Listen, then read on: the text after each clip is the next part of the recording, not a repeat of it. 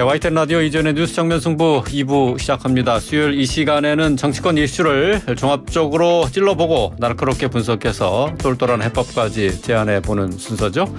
유승찬의 콕 순서로 이어가겠습니다. 유승찬 정치 컨설턴트 나오셨습니다. 안녕하세요. 네, 안녕하세요. 네. 자, 민족의 대명절 설 연휴 바로 코앞으로 다가왔습니다. 자, 요즘 가족들이 불황이라 그런지 좀 분위기가 안 사는 것 같지 않아요? 네. 잘 안 모이나요? 네, 약간 모르겠어요. 그래도 이번 설 연휴에 연휴 첫날이죠? 네. 토요일 날 가장 많은 사람들이 이제 귀향할 것이다. 뭐 그런 예측도 네. 나오고 했는데 네. 어쨌든 민족 최대 명절이니까 가족들 모이는 그거야 크게 바뀌지는 않을 것 같습니다. 그렇죠. 근데 가족들이 이 설날에 차례 지내고 떡국 먹으면서 무슨 얘기를 할까? 자, 어떤 얘기가 올라갈까? 이게 그 정치권에서는 항상 관심 아닙니까? 그렇죠. 정치권은 그거를 늘 이제 설 명절 앞두면 그 설 민심을 잡겠다. 이래서 네. 이제 아이템도 만들고 이러잖아요. 저는 사실은 전격적으로 이재명 대표를 소환하겠다고 얘기한 것도 설 민심, 네. 설 밥상을 노린 것이 아닌가 이런 생각도 드는데 근데 사실 요즘에 정치 얘기 많이 안 합니다. 저희 가족들만 봐도. 그러니까 지금 이제 진영 대결이 너무 격렬해졌잖아요. 근데 얘기 꺼내서 괜히 가족들끼리 싸움 나고 이러면 곤란하니까 사실 정치 얘기 많이 안 하는 것 같아요, 요즘에. 조심하죠. 네, 조심하고. 예. 이제 그럼에도 불구하고 이번 설에 정치 얘기가 만약에 회자된다면 일단 대통령께서 외국 나가 계신데 이란에 대한 발언 이것도 좀 많이 회자가 좀 될 것 같고요. 그러니까 아무튼 그 해외 순방 얘기가 좀 될 것 같다 이런 생각이 들고. 예. 그리고 이제 쌍방울 김성태 회장 전 회장인가요? 소환됐잖아요. 그렇죠. 그 이재명 사법 리스크에 대한 얘기가 정치에 관심이 많으신 분들 사이에서는 이 이야기가 나올 것 같고. 그 다음에 지금 여전히 이제 점입 가경으로 향하고 있는 그 국민의힘 당권 선거. 예. 나경원 전 의원이 출마할 거냐 말 거냐 이런 문제들 얘기도 될 것 같고요. 예. 그리고 정서로 보면 제가 볼 때는 이태원 참사를 안타까워하는 얘기들도 좀 나오지 않을까 이렇게 씁니다. 예. 여러 가지 정치 이슈 짚어주셨는데 구체적으로 이 가족들끼리 모여서 사실 이제 정치 얘기를 한다는 거 이제 좀 거북한 상황이 됐어요. 하지만은 일단은 이 정도의 얘기는 하지 않겠느냐. 사실 정치 얘기 좀 꺼려지긴 합니다만은 가족들끼리 모여서 또 흔하게 또 편하게 얘기할 수 있는 아이템 가운데 또 하나가 정치 이슈 약간 아니겠어요? 이제 이렇게 떡국 먹을 때는 아니고 예. 이제 이게 모여서 술 마시거나 이제 한잔 하면서 이제 정치 자리에서. 얘기가 나올 수 있죠. 예. 예. 그런데 이 설 밥상 민심이 실제로 여론조사나 정당 지지율에도 영향을 미친다 이렇게 봐야 됩니까? 제가 최근 몇 년 동안 이제 보면 거의 영향이 없는 것 같아요. 그래요. 그러니까 이제 이게 사실 옛날 얘기인데 큰 변화 없이 그냥 우물가에서 이 정보가 교류되던 옛날에는 예. 일단 모여야 뭔가 얘기들이 정보가 오가고 그러잖아요. 예. 근데 지금은 이제 이게 소셜미디어 시대이기도 하고 핸드폰 하나로 실시간으로 모든 정보들을 다 보고 있는 상황이라서 사실 이미 다 어떤 판단들을 하고 계시고 명절 때 만나서 생각이 크게 바뀌거나 또 이제 이 중도층들은 정치 얘기하는 거 싫어하고 이런 구체적으로 선거가 없고 이러면 사실 별로 안 좋아합니다. 네, 그래서 단지 그냥 또 명절 끝나고 나면 아주 진짜 철진한 레파토리처럼 아전 인수석으로 민심을 평가하는 정치인들이 많이 나오겠죠. 예. 그분들한테는 큰 의미가 있는 것 같아요. 그러니까 민심을 평가하는 정치인들한테는 큰 의미가 있는 것 같은데 실제적으로 명절 때문에 여론이 바뀐다? 이런 거는 별로 없는 것 같아요. 오로지 그냥 정치권에서만 얘기하기 좋은 아이템으로 설 민심이다. 이렇게 얘기한다는 얘기죠. 우기는 거죠, 예. 예. 좀 여러 가지 설 밥상에 오를 정치 이슈들을 꼽아주셨는데 이제 그 중에 하나가 국민의힘 전당대회를 앞두고 당대표 선거 돌아가는 그 상황에 대한 얘기가 자주 입길에 오를 것이다라는 그런 말씀이신데 근데 지금 이제 관련해서 당대표 적합도에 대한 여론조사가 지금 계속 나오고 있는데 최근 여론조사 내용을 보면은 김기현 의원이 1위로 나경원 전 의원을 치고 나갔습니다. 예, 방금 일부에서도 이제 요 조사 내용을 잠깐 언급하신 것 같은데요. 예. 그 뉴시스에서 발표한 조사가 최근 조사 오늘 발표를 했어요. 14일에서 16일까지 조사한 거고 뭐 이거는 얘기하면 되는 거죠. 자세한 것은 중앙선관위 여론조사 심의위원회 홈페이지를 참조하시면 되고요. 그 1,002명을 상대로 이제 조사를 했는데 김기현 의원이 35.5% 무려 12월 마지막 주 조사에 비해서 20.3%가 수직 상승했습니다. 이런 조사는 좀 본 적이 없어요. 이 짧은 기간에 20% 이상 수직 상승하는 결과는 좀 아주 예외적인 상황이고요. 아주 예외적인 상황이고요. 나경원 전 의원이 이제 21.6%로 2위를 차지했는데 9.2% 하락한 거고요. 안철수 의원이 19.9% 거의 비슷합니다. 오차범위 내로 접근했고 뭐 별 저기가 없고요. 변동이 없고 유승민 전 의원이 7.4% 뭐 이렇게 조사가 됐는데 요것이 이제 좀 눈여겨봐야 될 것들이 있어요. 그러니까 김기현 의원의 상승세는 뚜렷한 것 같습니다. 추세적으로. 그러니까 윤심이 윤 대통령의 마음이 그 당원들의 마음을 투과해서 지금 이제 김기현 의원한테 가고 있다. 이렇게 보시면 될 것 같아요. 그래서 그 윤 대통령 지지율에 거의 근접하는 지지를 얻게 될 것이다. 저는 이제 이렇게 보고 있는데 그 나경원 의원 같은 경우는 전 의원 같은 경우는 되게 관심의 최정점에 있지 않았습니까? 그렇죠. 최근 보면 언급량은 다른 후보에 비해서 3배 이상 높습니다. 그러니까 소셜 빅데이터에서 언급되는 나경원이라는 키워드는. 근데 여기서 좀 약간 제가 볼 땐 전략적 실수를 했다고 봅니다. 그러니까 가령 참모와 대통령을 이간질하는 듯한 발언을 했죠. 근데 이건 해서는 안 되는 발언이거든요. 사실. 그래요?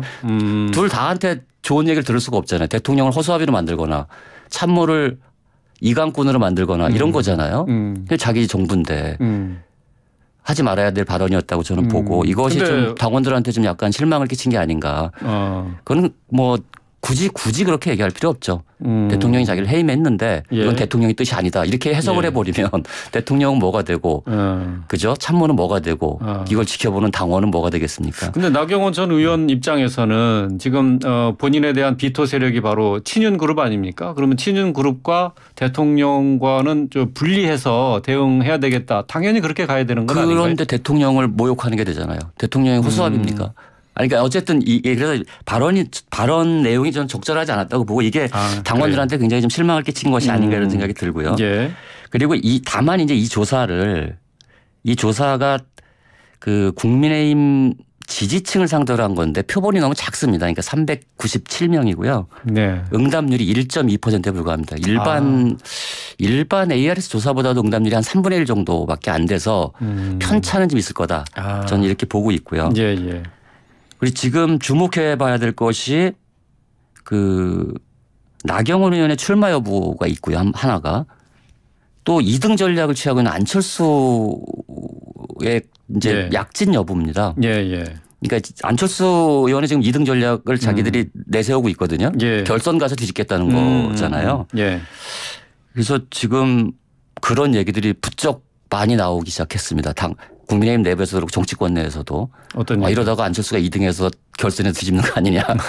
이런 얘기들이 나오고 있어요. 실제로 양자 대결 조사에서 안철수가 이기는 걸로 조사가 됐거든요. 결선 투표로 올라가면은 김기현 안철수 대결했을 의원이 때 유리하다.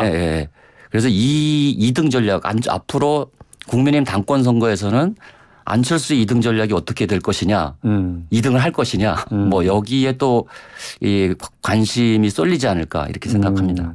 그럼 김기현 의원 입장에서는 1차 선거에서 50%를 한 번에 그냥 넘어서 끝내는 게 가장 좋은 플랜이 되겠는데 결국은 친윤이 이 전대루를 개정할 때 자기들을 위해서 결선 투표제를 도입을 했는데 지금은 그게 오히려 거꾸로 발목을 잡을 수가 있겠네요. 김기현 후보가 1등을 하니까 그게 결선 투표를 괜히 도입했나 뭐 이런 생각을 하게 될 겁니다.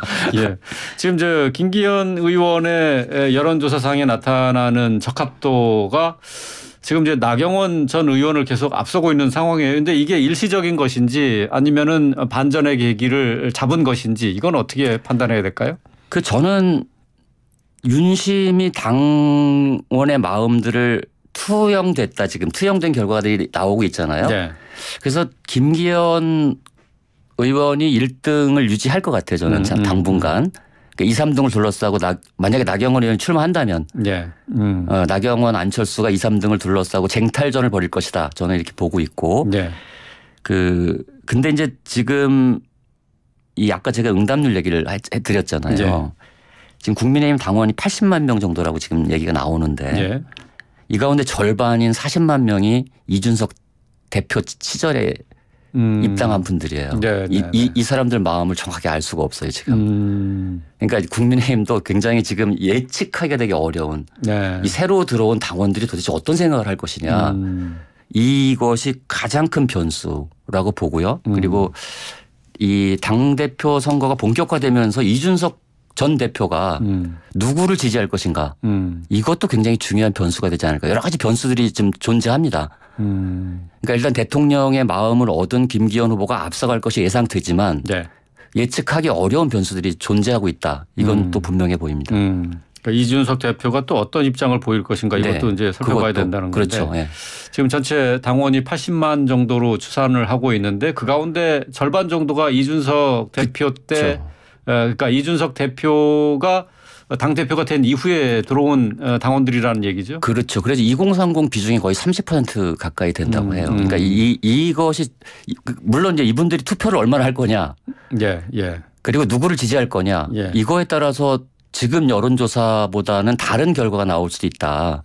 뭐 그런 변수들이 좀 많이 존재한다 이렇게 볼 수 있습니다. 지금 뭐 온라인 투표이기 때문에 투표하는 건 뭐 투표 참여는 높지 않을까요? 그래도 그거 그래도 아닌가요? 50% 내외라고 보는 게 일반적인 것 같아요. 그래요? 네. 온라인 투표도 그렇게 참여율이 네네. 높지 않은 그렇죠. 편인가 네. 보네요. 모르죠. 이제 이게 나경원 전 의원이 출마하고 예. 흥행이 성공하면 사실 예. 투표율이 좀 올라가잖아요. 예. 근데 이제 그거 어떻게 될지 모르겠어요. 지금 뭐 국민의힘 전당대회를 흥행시키기 위해서는 나경원 전 의원 출마하는 게 도움이 되겠죠? 뭐 흥행에는 절대적으로 도움이 되고요. 예. 그건 뭐 나경원의 고독한 결단, 제가 지난번에 고독한 결단의 순간이다 지금 이렇게 말씀을 좀 드렸는데 아마 여러 가지 지금 고민을 하고 있을 거예요. 지지율 문제도 있지만 당내 뭐 초선 의원들 뭐 재선 의원도 뭐 한다고 그러는데 저는 사실 이거는 되게 좋아 보이진 않아요. 초선 의원들이 당 대표 후보를 두고서 이렇게 표현도 굉장히 거칠더라고요. 그래서 제가 이게 저는 사실 이해할 수가 없어요. 그러니까 아무리 이게 이제 사실은 뭐 권력의 줄을 선다 이렇게 표현하면 또 이분들이 화를 내시겠지만 그래도 동료 정치인이잖아요. 같은 당에 있는 당 대표를 뽑는 거잖아요. 근데 너무 적대적인 네거티브를 하고 이런 거는 당원들이 보기에도 그렇고 국민들이 보기에도 별로 좋아 보이지는 않습니다. 네. 예, 좀 자제하셨으면 좋겠다 이런 것들은 예. 이미 당원들이 선거로 이 심판을 할 건데 결정을 하실 건데 의원들이 나서서 뭐 이렇게 선제적으로 동료 의원들을 깎아내리고 뭐 이러는 것들은 좀 지양돼야 된다. 지양. 예, 네, 지양. 이렇게 생각하고요. 나경원 전 의원은 아마 곤란한 상황. 그러니까 본인이 판단하고 결단을 내려야 됩니다. 선거를 하려면. 당대표 선거는 전략적 모호성으로 칠 수가 없어요. 그러니까 가장 분명하게 자신의 소명과 당을 위한 이 방향을 네. 제시하고 나가는 게 당대표 선거거든요. 이게 무슨 대통령 선거도 아니고 무슨 외교가 아니지 않습니까? 외교 관계에서 흔히 전략적 모호성 얘기를 많이 하는데 네, 예. 근데 지금 나경원 의원의 태도는 굉장히 모호해요. 가령 자기는 친윤인 듯 친윤 아닌 비윤 같은 지금 상황이잖아요. 예. 이렇게 됐어요. 예, 친윤인 듯 친윤 같은 비윤 뭐 예. 이렇게 됐는데 이 중간에서 지금 길을 잃고 있어요. 지금 나경원 의원이. 그러니까 도대체 뭘 위해서 당대표를 나오겠다는 건지 그리고 결단도 지금 너무 늦어지고 있잖아요. 그래서 뭐 나오겠다는 건지 안 나오겠다는 건지 그래서 친윤인지 비윤인지 뭐 어떻게 하겠다는 건지에 대해서 본인이 정확한 입장을 갖고 있지 않아요. 근데 이거는 당대표 선거를 할 때는 되게 좀 약점이거든요. 친윤인지 비윤인지 모호하다고 하셨는데 본인은 분명하게 얘기했습니다. 비윤 아니고 반윤 아니고 친윤이다. 뭐 본인은 그렇게 얘기했죠. 그러면 김기현 후보랑 어떻게 차별화할 건지를 이제 정리해서 얘기를 해야죠. 그러니까 윤석열 정부의 성공을 위해서 노력하겠다는 것과 예. 친윤인 것과는 다른 거예요. 그건 다르다. 예. 왜냐하면 우리 정당 민주주의는 사실 이번처럼 노골적으로 청와대하고 직접적으로 친윤이냐 비윤이냐 갖고 선거를 치러본 적이 별로 없습니다. 네. 당이 정당 우리가 그래도 의회 민주주의 정당 민주주의 대의제를 하고 있는 나라인데 네. 스스로 정당이 갖고 있는 고유성과 독립성을 이렇게 대놓고 자꾸 훼손하는 것이 이 민주주의를 위해서 별로 바람직한 일은 아니죠. 예. 자, 그 나경원 전 의원의 출마 여부 뭐 시간이 좀 더 걸릴 것 같습니다. 더 기다려 보도록 하고요. 계속해서 이번에는 이재명 더불어민주당 대표의 사법 리스크와 관련된 얘기 살펴보겠습니다. 자, 김성태 전 쌍방울 회장이 국내로 송환돼서 오늘 이틀째 지금 조사를 받고 있는데 김 전 회장 국내에 들어오면서 이재명 대표 알지도 못하고 전화도 한 번 한 적이 없다라고 주장을 했는데 어제 재판에서 쌍방울의 전 비서실장이 이 대표와 그 김 전 회장 가까운 사이다 이렇게 진술을 했어요. 이거 이재명 대표에게는 어떤 영향을 미치게 될까요? 글쎄요. 저는 이게 아무튼 이런 질문이 나오면 저는 되게 곤혹스러운데 저도 사실 이게 수사적인 사건이고 구체적으로 제가 뭐 어떤 관계인지 저를 잘 몰라서 얘기하기가 좀 조심스럽기도 하고 그렇잖아요. 근데 어쨌든 이게 뭔가 타이밍은 좀 절묘한 것 같아요. 저는. 그러니까 그래서 설 직전에 소환을 하고 예. 이재명 소환 통보를 하고 이재명 대표는 이제 소환에 응하겠다고 그랬죠. 28일 날인가 뭐 소환 출석을 하겠다. 그렇죠. 뭐 예. 이렇게 얘기를 했는데 이 사건은 가령 이제 변호사비 대납 의혹 그렇죠. 뭐에 집중돼 있는 거잖아요. 이재명 그렇죠. 예, 이거는. 대표랑 관련해 가지고는 그래서 이게 둘이 아는 관계인지 모르는 관계인지가 지금 쟁점이 됐어요. 그죠? 그렇죠. 그래서 뭐 검찰은 모른다고 한 것이 일종의 신호다. 한동훈 법무장관도 그런 얘기를 했거든요. 이건 신호를 보낸 거다. 다 이 관련자들한테 모르는 걸로 해라. 뭐 이런 그렇죠. 신호를 보낸 거다 그랬고 이재명 대표도 완강하게 부인했잖아요. 근데 이제 비서실장이 다른 얘기를 했고 저는 검찰이 어쨌든 제가 이걸 뭐 아는 사이다 모르는 사이다 제가 얘기할 수 있는 부분은 아닌 것 같고 검찰이 빨리 이걸 밝혀줬으면 좋겠어요. 저는 구체적으로 수사를 통해서. 예.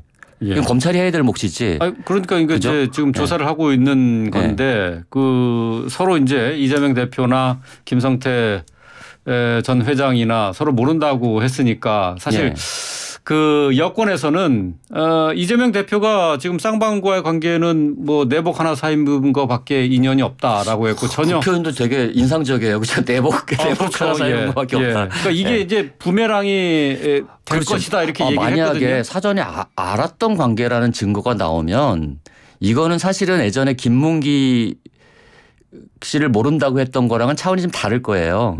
이거는 이 많은 그러니까 그렇게까지 완강하게 부인했는데 실제로는 아는 사이였어. 만약에 이런 수사 결과가 나온다면 굉장히 곤혹스러워지겠죠. 예.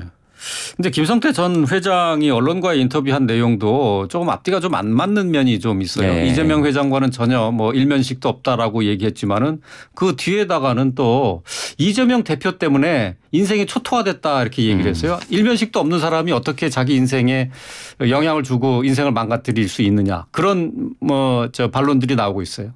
그러니까 저는 아무튼 제가 알았느냐 모르느냐에 대해서 제가 말씀드릴 건 없고 아무튼 빨리 검찰이 그 수사를 통해서 이 진상은 밝혀야죠. 네.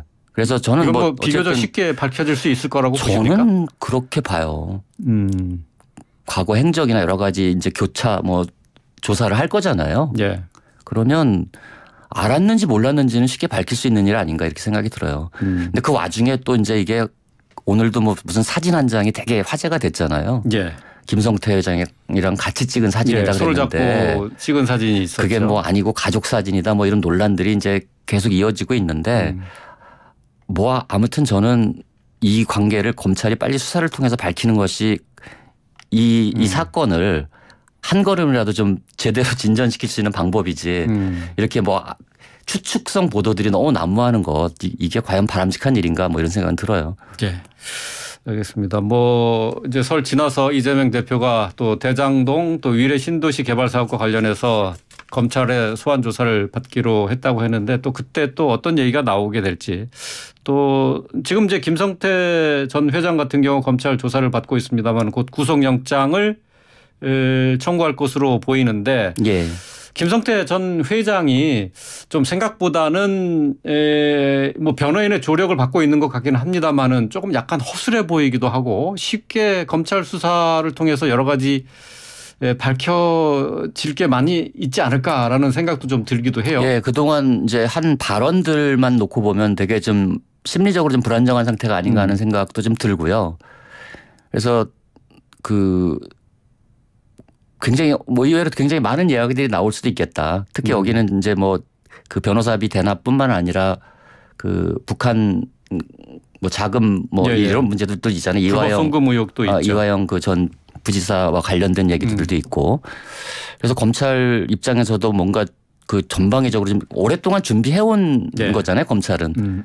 그러니까 그냥 이번에 그냥 잡아다가 조사하는 것이 아니라 이미 준비들은 많이 했고 이번에 이제 그 소환한 것이기 때문에 빨리 좀 결과를 냈으면 좋겠어요. 저도 검찰이 이제 자꾸 그런 의혹, 정치적이다라는 의혹을 떨쳐버리기 위해서라도 좀 제대로 된 수사 결과를 좀 내놨으면 좋겠어요.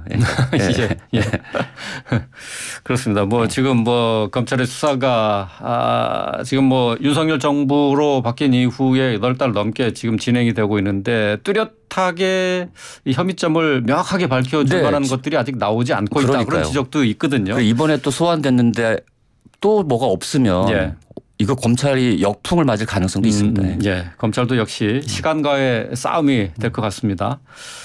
자, 지금 앞에서 지금 뭐 주요 뉴스 정리하면서 오늘 문재인 정부 시절에 인사들이 참석하는 사이제라는 연구 모임이 오늘 출범했다는 소식 전해드렸는데 이 사이제 출범과 관련해서 이게 결국은 이재명 대표 이후를 준비하는 문재인 그러니까 친문 계열의 어떤 개파 모임 아니겠느냐 그런 이제 분석들이 있거든요. 어떻게 보세요?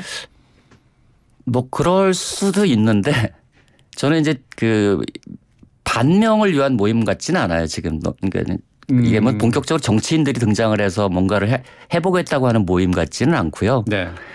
그 문재인 정부 관료 출신들이 관료를 지냈던 분들이 좀 많잖아요, 거기에. 그렇죠. 고위 관료들 지냈던 분들이 이제 만일에 대비해서 가령 윤석열 정부가 할 것이 이재명 대표를 넘어서 이제 문재인 전 대통령으로 향하게 될 수도 있고 여기에 대해서 뭐 뭔가 좀 논의할 수 있는 이제 그런 그릇이고 뭐 장기적으로 보면 정치라는 게 다 유동적이고 생물이기 때문에 그 이재명 대표의 어떤 사법 리스크에 대한 대비가 전혀 없다 이렇게 말씀드리긴 좀 어려울 것 같고요.